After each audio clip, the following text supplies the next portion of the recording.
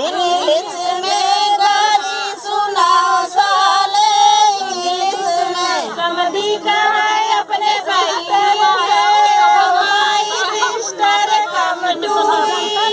open the lehenga starting the door time है 24 English में गाली साले इंग्लिश में गाली सुनाओ साले, इंग्लिश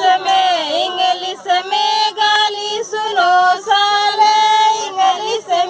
इंग्लिश में गाली सुनाओ साले, इंग्लिश में दुल्हा का है अपने बहनी का oh my sister come to year open the lehenga starting the door time है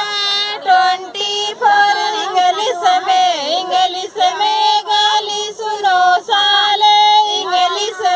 इंग्लिश में गाली सुनाओ साले, इंग्लिश में गाली सुनो साले इंग्लिश इंग्लिश